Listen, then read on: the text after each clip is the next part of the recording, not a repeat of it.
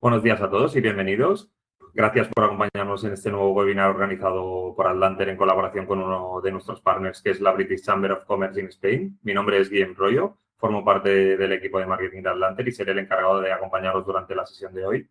Antes de comenzar, me gustaría compartir un par de indicaciones prácticas como solemos hacer en todos los webinars. Os recordamos que está siendo grabado y una vez finalice recibiréis por correo electrónico tanto la grabación como la presentación utilizada durante la sesión, para que podáis revisarla y consultarla cuando vosotros necesitéis. Además, si os surge cualquier duda, podéis plantearla a través del chat, que hemos habilitado un apartado para que podáis ir dejando todas vuestras preguntas y al finalizar la exposición reservaremos unos minutos para responder al mayor número posible de las preguntas que nos dejéis. Como os decía, hoy contamos con la colaboración de la British Chamber of Commerce in Spain, una entidad con la que compartimos el objetivo de acercar a las empresas información práctica y de valor sobre los principales retos de la movilidad internacional. Por eso, antes de dar paso a nuestra ponente, me gustaría ceder la palabra a Laura Birne, directora de la British Chamber, que nos presentará brevemente la cámara y nos introducirá el tema de la sesión de hoy. Laura, muchas gracias por acompañarnos cuando tú quieras. Pues muchísimas gracias. Sí, bienvenidos a todos y es un placer estar aquí con ustedes. Solo quiero robar unos minutos para comentar a los que no conozcáis a la Cámara de Comercio Británica en España. Nosotros somos una organización único donde básicamente fomentamos las relaciones de empresas hispano-británicas, donde nosotros básicamente trabajamos con todos nuestros socios para fortalecer, digamos, su presencia aquí en el mercado español. Realizamos más de 50 eventos cada año, contamos con más de 300 empresas asociadas y tenemos oficinas tanto en Madrid como Barcelona como en Málaga y actividades a más en la Comunidad Valenciana y País Vasco. Nosotros tenemos, yo creo que 118 años de existencia, por lo tanto podéis imaginar que tenemos conocimiento bastante extenso sobre lo que es el mercado español y tenemos vínculos muy fuertes con lo que son tanto el gobierno como empresarios británicos. Entonces, nosotros, uno de los socios con lo que contamos en la Cámara, en nuestra comunidad de empresas, es Atlanter. Ellos son una asesoría integral de empresas, reconocido por su calidad de servicio, talento e innovación tecnológica, con quien colaboramos estrechamente, no solamente en webinars, sino en otros ámbitos. Atlanter tiene más de 35 años de experiencia. Tiene un equipo de 400 profesionales en Barcelona, Madrid, Valencia, Bilbao y Zaragoza y ofrecen soluciones personalizadas en áreas clave como es fiscal, laboral, mercantil, contable, movilidad internacional y selección de ejecutivos.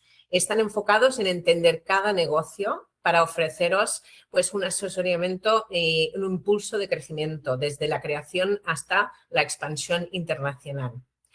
Entonces, en la sesión de hoy abordaremos uno de los aspectos más relevantes de la movilidad internacional de profesionales, la gestión de permiso de traslado empresarial en España y sus diferencias con el permiso para profesionales altamente cualificadas.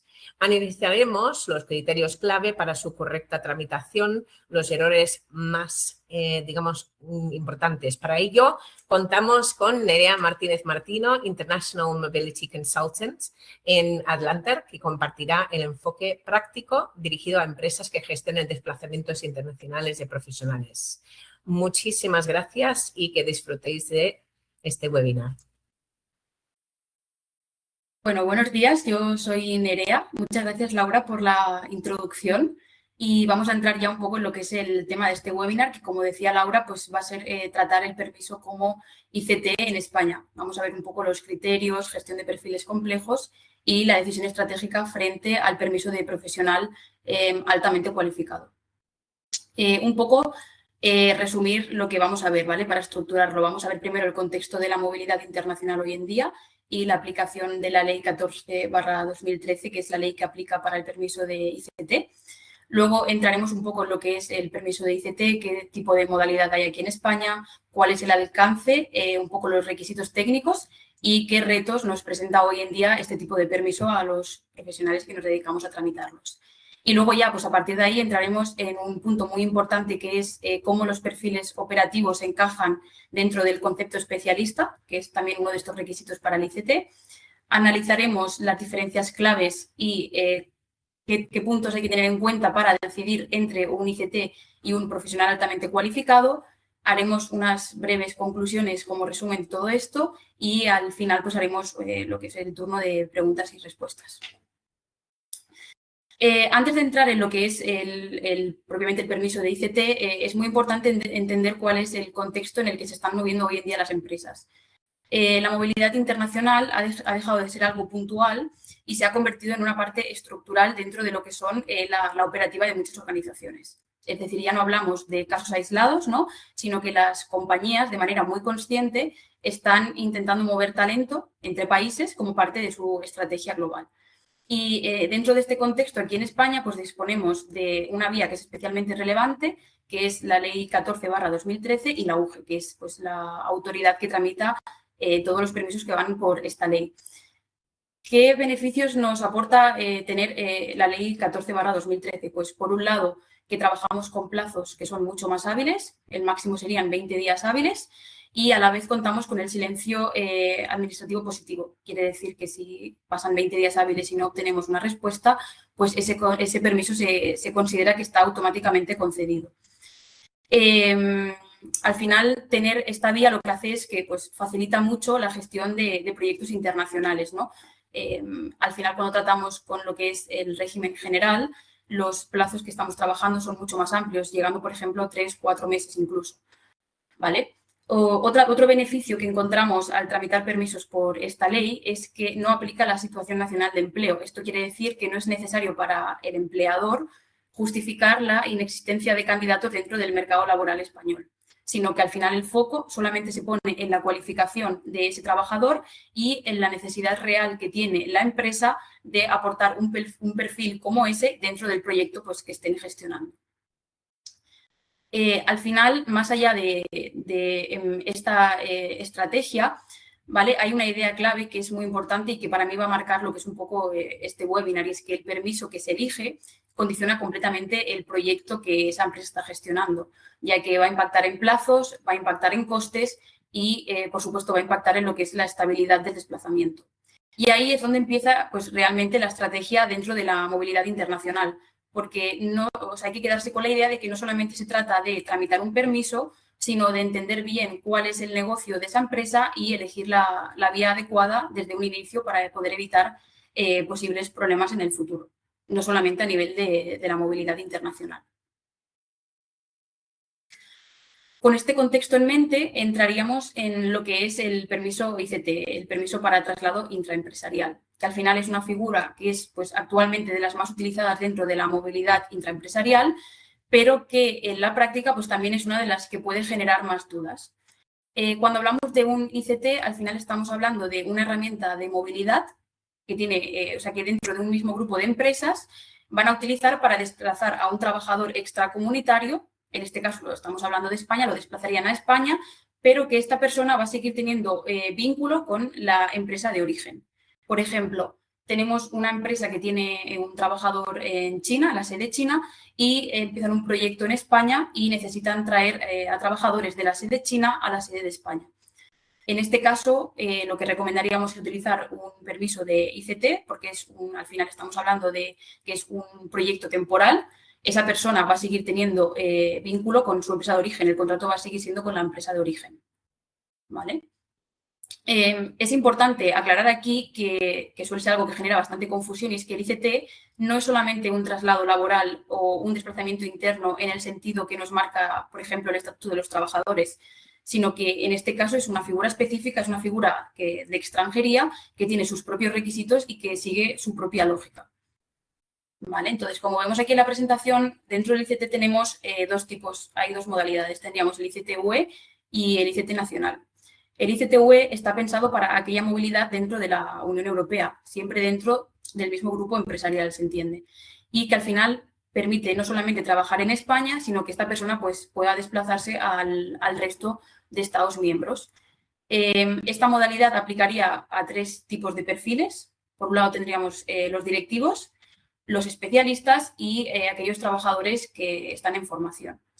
En cuanto a duración, se prevé que sea hasta 3 años, pero al final esto no es una obligación, no es que tú vayas a pedir un permiso ICT y te lo vayan a conceder por 3 años, sino que va a estar condicionado a aquella documentación que tú presentas ante la UGE. Si en tu carta de asignación, si en tu convenio de seguridad social tú estás indicando que el desplazamiento se prevé por 1 año y medio, pues te lo van a conceder por 1 año y medio, ¿vale? Aunque la duración máxima de este permiso sea prevista para 3 años. Y luego, por último, pues esto al final te permite poder desplazarte por la Unión Europea. Luego tendríamos el ICT nacional. A nivel de requisitos estaríamos hablando de lo mismo, pero la diferencia es que si tú pides un ICT nacional, únicamente estarás habilitado a trabajar en España, sin posibilidad de tener esta opción de movilidad dentro de la Unión Europea, ¿vale? Tipos de contrato que se pueden prever, pues al final es un contrato de servicios, ¿vale? Con la empresa, con la sede de esa empresa aquí en España. Duración, la misma que el ICT-UE, son 3 años. Lo que indico, si el contrato es menor, pues al final la duración va a ser menos, siempre condicionada a toda la documentación que se presente. Y la validez, pues todo el territorio nacional, a excepción de poder moverse por la Unión Europea. Básicamente, el resumen sería, el ICT-UE responde a aquellas empresas que sigan una lógica de movilidad dentro del grupo, ¿vale? Que tengan un alcance más europeo, y el ICT nacional pues cubriría el resto de situaciones donde esa empresa pues no prevé que haya una movilidad europea para los trabajadores que quiera desplazar. Bueno, una vez que entendemos lo que es el ICT y en qué situaciones se puede utilizar, así como las 2 modalidades que tenemos, tiene sentido ver cómo funciona realmente en la práctica, ¿no? Por un lado, el alcance, que es lo que nos permite hacer un ICT, y luego, por otro lado, pues saber en la práctica, ¿no? Pues qué problemas nos podemos encontrar a la hora de tramitarlos o qué cosas habría que prestarles una especial atención. Si empezamos por lo que permite hacer un ICT, pues en esencia estamos hablando de esta herramienta de movilidad dentro de un mismo grupo de empresas, ¿no? Que al final te permite trasladar a un empleado a España de forma temporal, siempre teniendo en cuenta que él va a mantener su relación con la empresa de origen. ¿Esto qué implicaciones tiene? Pues que no va a haber una contratación local como tal, sino un desplazamiento vinculado normalmente pues, a una necesidad concreta de negocio, ya sea un proyecto, ya sea una implantación o una transferencia de conocimientos, etcétera. Por tanto, sobre el papel, el encaje para mí parece bastante claro. Tiene que haber un grupo, ha de haber un desplazamiento temporal y ha de haber una justificación empresarial, ¿no? De que tenemos estas 2 partes para que se pueda dar un ICT. Pero cuando pasamos a la práctica, pues en nuestra experiencia nos podemos encontrar con dificultades, retos, problemas, como le queramos llamar. El primer punto crítico suele estar acreditar el grupo empresarial, ¿vale? No vale decir la empresa existe, sino que tú tienes que acreditar que tienes una sede en origen, tienes una sede en destino y acreditar esa relación entre ambos, ¿vale? Luego, la justificación del traslado. No es suficiente con indicar que yo soy la empresa y necesito que esta persona venga, sino que pues, hay que justificar por qué necesito a esa persona y qué funciones va a desempeñar en la sede aquí en España, ¿no? Para poder evaluar un poco también si cumple con esos requisitos del ICT. Y en este punto, llegado a este punto, pues aparece uno de los principales problemas que encontramos al tramitar ICTs, que es el encaje del perfil. Sobre todo cuando estamos hablando pues, de perfiles que no son tan cualificados, sino que son más operativos, donde pues quizá nos puede resultar un poco más difícil poder demostrar pues, que existe ese nivel de especialización que al final nos está exigiendo la normativa. De hecho, este punto es algo bastante relevante, entonces en la diapositiva siguiente pues, vamos a analizar un poco cómo es el encaje de perfiles menos cualificados dentro del ICT, porque al final es una realidad viable, se puede hacer. En nuestra experiencia hemos hecho este tipo de permiso, entonces, bueno, para analizarlo un poco más a profundidad. Otros aspectos que también pueden considerarse retos. Por ejemplo, la necesidad de acreditar la existencia real del grupo empresarial, lo que decíamos, la relación previa del trabajador con el empleado. Esto quiere decir que cuando una empresa quiere desplazar a un trabajador a la sede de destino, tiene que demostrar que este trabajador como mínimo ha trabajado 3 meses para esa empresa, ¿vale? ¿Cómo demostraríamos esto? Pues vida laboral, el contrato de trabajo, etcétera, ¿vale? Pero esto es un requisito que sí o sí hay que cumplir, ¿vale? Además, bueno, teniendo todo esto en cuenta, pues al final hay que tener en cuenta que la Administración aplica criterios que son muy restrictivos a la hora de analizar los expedientes del ICT. Entonces, pues hay que preparar de manera muy meticulosa todo lo que es el expediente, ¿no? Y asegurarnos de que a la hora de presentar, pues tenemos toda la documentación tal y como nos indica la normativa. De manera muy resumida, ¿qué documentación presentaríamos para un ICT? Pues por parte del trabajador, lógicamente, el pasaporte en vigor, siempre teniendo en cuenta que solamente aplica a trabajadores extracomunitarios.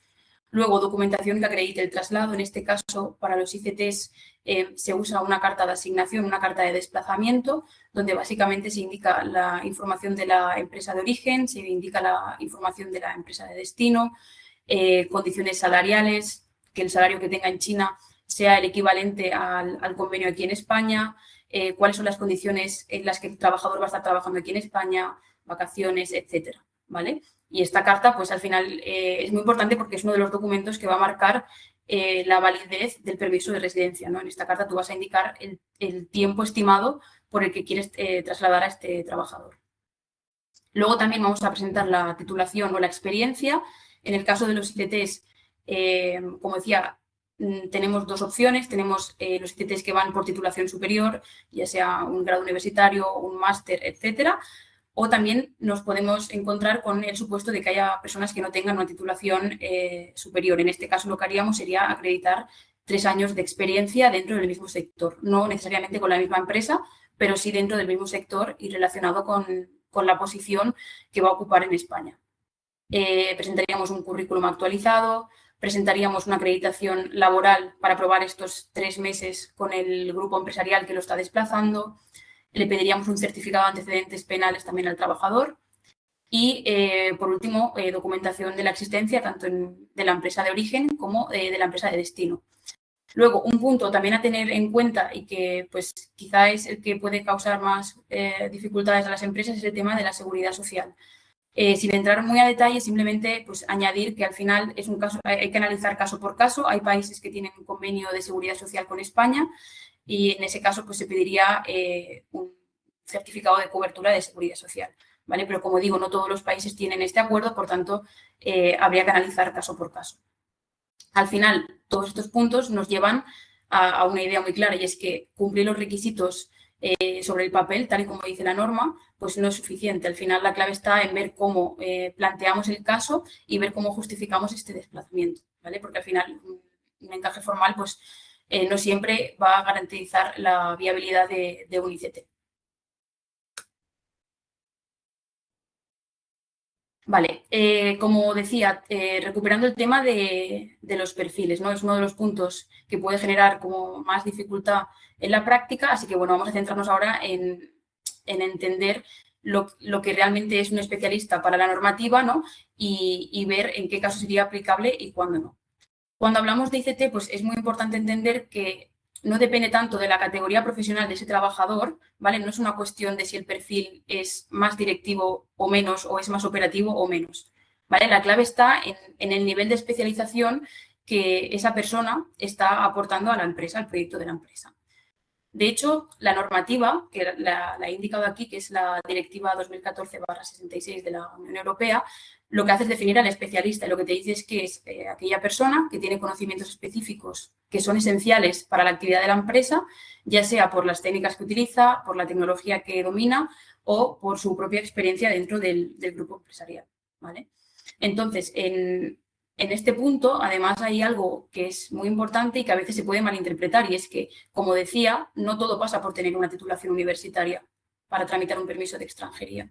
La normativa nos permite esta alternativa, ¿no? Para aquellas personas que no tengan titulación, que es acreditar la formación profesional, la experiencia. ¿Vale? Entonces, en el caso de ICT, como decía, hay que demostrar 3 años de experiencia y esa experiencia para extranjería va a ser equiparable a la titulación que pueda demostrar otra persona. ¿Cómo lo acreditamos? Vida laboral de los últimos 3 años y carta del empleador, ¿vale? Esto significa que en la práctica nos van a poder encajar perfiles técnicos que tengan un conocimiento muy concreto o especializado, ¿vale? Especialmente cuando se trata de procesos internos, de tecnología propia o de métodos que no son fácilmente sustituibles actualmente con el mercado laboral español, ¿vale? Por tanto, un perfil nos puede encajar perfectamente, aunque no sea directivo, porque si al final tenemos una manera de probar que realmente esa persona aporta conocimiento diferencial que la empresa necesita en España, entonces en ese caso no sería sustituible por nadie que puedan encontrar en el mercado laboral español. ¿Cuándo nos aparecería un problema dentro de todo este contexto? Pues cuando hablamos de perfiles que son 100% operativos o generalistas, ¿vale? Donde pues quizás sí que encontramos una dificultad a la hora de pues, demostrar la especialización que tiene.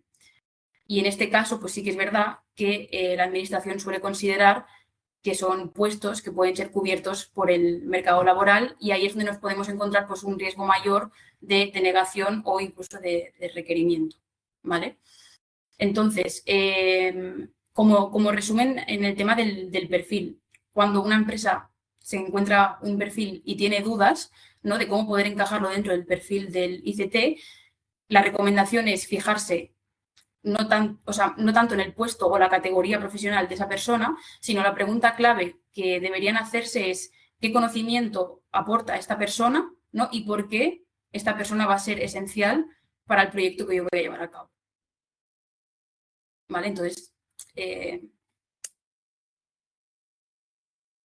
teniendo en cuenta todo el tema de los perfiles y de lo que es un poco el permiso ICT y los requisitos técnicos, ¿vale? Nos hemos encontrado casos donde las empresas nos plantean la alternativa de ir por la vía del profesional altamente cualificado. Entonces, es importante saber que tenemos estas dos opciones, ¿no? Pero hay que analizar realmente si alguna de las dos vías es adecuada, ¿no? Y también saber un poco cuál es la diferencia, porque al final muchas veces se utilizan como alternativa una a la otra, pero la realidad es que en la práctica responden a lógicas que son completamente diferentes. ¿Vale? Entonces, os hemos hecho aquí esta tabla comparativa entre ICT y profesional altamente cualificado. No es tanto a nivel de documentación, sino es un poco más la lógica que hay detrás de cada uno de los permisos. ¿Vale? Vamos a repasar un poco. Entonces, si analizamos así los criterios principales, el primero que nos encontramos es la naturaleza. Como decía, el ICT siempre va a responder a un traslado dentro del mismo grupo empresarial. ¿Vale? Una empresa que quiere desplazar trabajadores de una sede a otra. Mientras que un profesional altamente cualificado simplemente es una contratación directa y local en la empresa española, ¿vale? Da igual cuál era su empresa anterior o si esa empresa tiene una sede en otro país. Directamente se va a contratar con España.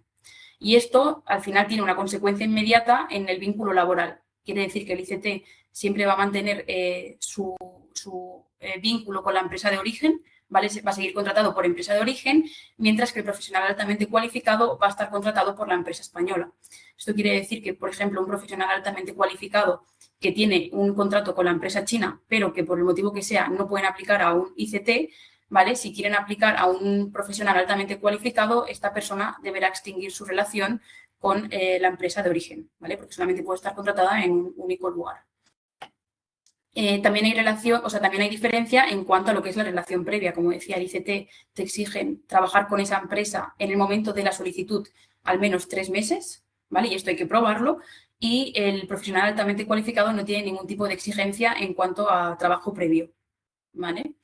Luego, otro punto a tener en cuenta, el objetivo. Si estamos hablando de un proyecto que requiere desplazamientos temporales, acudiríamos a un ICT. En cambio, si estamos hablando de una empresa que no está buscando el desplazamiento temporal, sino que está buscando atraer talento exterior de manera estable a España, pues entonces acudiríamos a un profesional altamente cualificado. En cuanto a duración, como decía el ICT, máximo 3 años, siempre condicionado pues, a la documentación que presentemos, y el profesional altamente cualificado se concede automáticamente por 3 años, siempre. Hay posibilidad de renovación siempre y cuando esa persona siga manteniendo todos los requisitos que dieron pie a la concesión inicial del permiso, ¿vale? Y a los 5 años, pues esta persona adquiriría el derecho de, en caso de que quiera hacerlo, pedir una larga duración española, ¿vale? Otro punto a tener en cuenta es el tema del salario. El ICT es cierto que no marca un salario mínimo, pero sí que hay que tener en cuenta porque el salario que se le va a ofrecer a un trabajador que se le desplaza a España tiene que estar en concordancia con lo que indica el convenio colectivo aplicable en ese caso, ¿vale? O sea, no es que tengan libertad, sino que no se les establece un mínimo legalmente en la ley, pero sí han de ir al convenio colectivo para ver cuál es el salario que le pertocaría según el convenio aplicable. En cambio, en el profesional altamente cualificado, todas las personas han de cumplir con un salario mínimo que actualmente está en 40.077 euros y esto no es negociable. Si una empresa quiere contratar a un profesional altamente cualificado, este es el salario mínimo que le tendría que ofrecer, ¿vale? Por debajo de esto, pues el expediente perdería prácticamente toda la viabilidad. Luego también a tener en cuenta pues, el tema de la movilidad dentro de la Unión Europea. Lógicamente, si la empresa opta por un ICT-UE, pues esa persona tiene movilidad dentro de la Unión Europea, siempre con las limitaciones pertinentes, pero podría desplazarse por la Unión Europea en aquellos países donde la empresa pues, tenga su sede. Para el profesional altamente cualificado no está prevista esta movilidad, a no ser que esta persona no tenga un profesional altamente cualificado nacional, sino que haya aplicado a una tarjeta azul UE. ¿Vale? Para estas personas sí que se prevé el desplazamiento dentro de la Unión Europea. Y por último, pues tendríamos el encaje del perfil. Como decía, pues para el ICT pues estamos hablando de directivos, estamos hablando de especialistas y de aquellos trabajadores que están en formación, mientras que para el profesional altamente cualificado estamos buscando pues perfiles de alta cualificación en un sentido un poco más amplio, ¿no? Y en este punto pues lo que van a analizar es tanto la titulación como la acreditación de los 3 años de experiencia. No cualquier profesión podría encajar dentro de un profesional altamente cualificado. Esto es algo pues, que habría que analizar caso por caso. Como veis, no estamos ante 2 opciones que sean similares. Sí que es cierto pues, que pueden tener una normativa similar en cuanto a quizá documentación, pero son 2 figuras que responden a planteamientos completamente distintos para las empresas. Y precisamente por eso la clave no es tanto conocer los requisitos de cada uno de ellos, sino saber analizar cuándo tiene sentido utilizar un ICT y cuándo tiene sentido utilizar un profesional altamente cualificado. Y al final esto siempre nos va a llevar a que pues, va a responder un poco en función de las necesidades que tenga cada una de las empresas.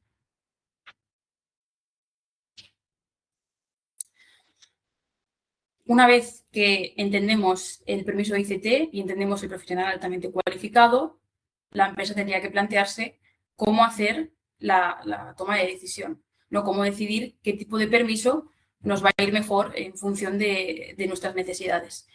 Para mí habría cuatro puntos que habría que tener en cuenta. El primero sería el objetivo. Yo me plantearía para qué voy a desplazar a este trabajador, si es un proyecto puntual o es una incorporación estable. Si la respuesta es que estamos hablando de un proyecto temporal donde voy a desplazar a un trabajador para que haga una tarea concreta que alguien de la sede en el país de destino no puede cumplir, pues estaríamos ante un ICT. Si soy una empresa que solamente está buscando atraer talento en España de manera estable y a largo plazo, entonces estaríamos ante un profesional altamente cualificado. Otra cosa a tener en cuenta, la estructura de la empresa. Cómo estamos organizados como empresa y si tengo vínculo societario con la supuesta empresa de destino. Si se puede acreditar esta relación entre empresas, pues entonces, lógicamente, un ICT podría tener viabilidad, siempre teniendo en cuenta que cumplan el resto de requisitos. Si directamente la respuesta es que no hay un vínculo intraempresarial, entonces el ICT pierde absolutamente toda la viabilidad, aunque se puedan cumplir el resto de requisitos. Luego, el rol de esa persona, qué función va a desempeñar, si es directivo, si es especialista, técnico, etc. Es un poco lo que hemos comentado en la diapositiva anterior. Analizar un poco cuál es la posición de esa persona, si tengo a alguien que pueda desempeñar esa función aquí, cómo voy a justificarlo, etc. ¿Vale? Entonces, si hay una manera de justificar pues, que esa persona temporalmente necesita venir aquí para desarrollar una tarea que no puede hacer nadie más, pues entonces iríamos por un ICT. ¿Vale? Y por último tendríamos la estabilidad, cuánta permanencia y seguridad jurídica pues, necesita el proyecto. Al final, lógicamente, estamos hablando de que un ICT es algo temporal, ¿vale? Entonces no es que vaya a aportar estabilidad a la empresa, sino que vienen a hacer una función y luego se van. Si estamos buscando estabilidad, estamos buscando talento permanente y talento exterior, entonces iríamos por un profesional altamente cualificado. ¿Vale? Entonces, si ordenamos todas estas preguntas, vemos que la decisión quizá no es tanto basada en en una perspectiva técnica, sino está basada más en una perspectiva estratégica, ¿vale? Pero para poder elegir correctamente, para mí hay algo fundamental que hay que analizar de manera individual cada caso, ¿vale? Primero, porque aunque la normativa es la misma, ¿vale? Aunque la normativa vaya a ser la misma para los dos casos, cada proyecto va a ser distinto. Nos va a cambiar el objetivo, nos va a cambiar el perfil, nos va a cambiar la estructura y nos van a cambiar las necesidades de cada una de las empresas, ¿vale? Entonces, este análisis pues, es el que nos va a permitir determinar si estamos realmente ante un caso de un posible ICT o si tiene más sentido pues, plantearlo como un profesional altamente cualificado, ¿vale? Al final hay que tener en cuenta pues, que no se trata de aplicar una solución estándar, ¿no? Sino de entender pues, el caso concreto y también de poder saber elegir cuál es la vía que mejor encaja para poder evitar pues, problemas futuros también.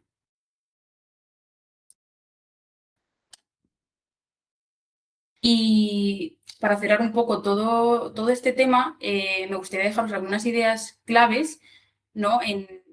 Como resumen de todo lo que hemos comentado. En primer lugar, ¿vale? Teniendo en cuenta la movilidad internacional, al final el ICT es una herramienta que es muy útil, ¿no? Para lo que es el traslado intraempresarial, pero requiere de un análisis previo. No es una solución automática, sino que es una figura que hay que analizar y que hay que saber encajar correctamente dentro de lo que es el proyecto de esa empresa, ¿vale? Además, uno de los factores que más va a condicionar la viabilidad no es tanto la estructura o la normativa que se pueda aplicar en este caso, sino el propio perfil, como hemos visto. En concreto, pues el valor del conocimiento que esa persona pueda aportar al proyecto que esa empresa quiera gestionar con este desplazamiento. También es importante entender que no todas las necesidades se van a resolver con la misma herramienta. Tenemos el ICT y tenemos el profesional altamente cualificado que responden a lógicas totalmente distintas y que, por tanto, deben usarse en contextos distintos. Entonces, aquí entraría lo que decíamos de analizar cada caso, no solamente a nivel teórico, a nivel normativo, sino también ver cuál es la viabilidad real del caso para que luego no haya ningún tipo de problemas a la hora de hacer las presentaciones. Y a partir de ahí, pues la idea principal sería que la movilidad internacional no es solo una cuestión de requisitos, sino de enfoque, ¿vale? En este caso, como decía, no es tanto una cuestión técnica, sino que es una cuestión estratégica. Y hasta aquí, pues, llegaría un poco la parte teórica de lo que sería el ICT y de lo que sería su comparación con el profesional altamente cualificado y las posibilidades, ¿no? de poder elegir uno u otro en base al tipo de proyecto que podamos tener. Entonces, ahora entramos en la ronda de preguntas. No sé, Guillem, si las tenéis ya por ahí. Genial, Nerea, muchas gracias. Vamos a pasar con las primeras preguntas que nos están dejando los espectadores. Parece que ya tenemos varias. Paula nos pregunta por aquí, ¿se puede cambiar de ICT a profesional altamente cualificado dentro de España? Sí, se puede hacer el cambio, pero hay que tener en cuenta de que esto no es un cambio automático, que tú hagas una comunicación a la UGE y le digas paso de ser un ICT a ser un profesional altamente cualificado. Tú vas a tener que tramitar un permiso inicial con la nueva empresa que te esté ofreciendo este profesional altamente cualificado y no habrá problema. Pero bueno, hay que tener en cuenta eso, que es un trámite totalmente inicial y que la recomendación es pues, no esperar a que te caduque el permiso como ICT para que no tengas problemas y puedas tramitarlo desde España. Para el profesional altamente cualificado, igualmente cumplir con absolutamente todos los requisitos que establezca la ley para poder hacer esta modificación. José nos deja otra pregunta por aquí. ¿Cuánto tiempo suelen tardar este tipo de permisos? Pues si miramos solamente lo que es a nivel administrativo, una vez presentas la solicitud, el plazo para todos los permisos que se tramitan por la ley 14/2013 siempre va a ser de 20 días hábiles, ¿vale? Pueden tardar menos. En caso de que tarden más, como decía, tenemos el silencio administrativo positivo, que quiere decir que el permiso sería automáticamente considerado como concedido, ¿vale? Ahora bien, sí que es verdad que si miras un poco lo que es el cómputo general, ¿vale? Hay que tener en cuenta que para determinadas personas va a haber fases adicionales. Por ejemplo, cuando un trabajador solicita el permiso desde fuera de España, ya sea porque es nacional de un país que necesita visado para entrar o porque decide hacerlo desde el consulado, esto va a añadir un extra de tiempo, tanto porque hay que elegir, por ejemplo, en el tema de los consulados hay que gestionar el tema de la cita depende del país, puede resultar más o menos sencillo. Y una vez se presenta, pues suelen ser unos 10 días hasta que te concedan el visado. Una vez llegas a España, tanto para las personas que tramitan el visado como para los que lo gestionan directamente desde aquí, hay que tramitarla a ti, la tarjeta de identificación del extranjero. Al final, esto no es que conlleve un tiempo exacto de tramitación, pero sí que hay que tener en cuenta que, al igual que con el consulado, pues habrá que tramitar una cita, que según la ciudad pues, puede ser un poco más difícil, y que una vez tú solicitas la tarjeta, sí o sí vas a tener que esperar unos entre 30 y 40 días para poder recogerla, ¿vale? Entonces, bueno, al final son 20 días de tramitación, pero hay que tener en cuenta de que hay otras fases que van a alargar un poco más el proceso. Genial. Juan Alberto nos deja otra pregunta por aquí, que es ¿qué documentos suelen ser más problemáticos en la solicitud? Quizá no diría documentos, porque al final la ley es clara con los documentos que hay que presentar. Entonces, si haces una buena presentación, una buena preparación de la documentación, no hay uno que vaya a ser problemático. Pero sí que es verdad que si tuviera que destacar algunos puntos, pues quizá a tener en cuenta a la hora de preparar un expediente, pues sería acreditar bien el grupo empresarial, acreditar que realmente hay una relación entre la empresa de origen y la empresa de destino. Te recomendaría preparar también una de traslado, lo que he indicado, ¿no? Indicar bien cuál es la empresa de destino, empresa de origen, asegurarse de que el salario que esa persona cobra en su país de origen corresponde al que indica el convenio aplicable aquí en España, que todas las condiciones estén bien, etcétera. Y luego también, bueno, destacar lo que decía antes, que pues hay que analizar bien cuál es el perfil que se quiere encajar dentro de este ICT y asegurarse de la viabilidad.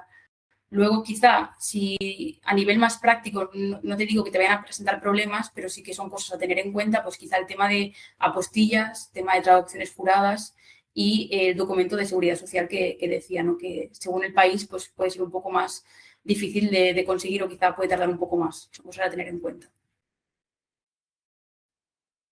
Beatriz nos deja la última pregunta por aquí. ¿El ICT permite cambiar de empresa en España?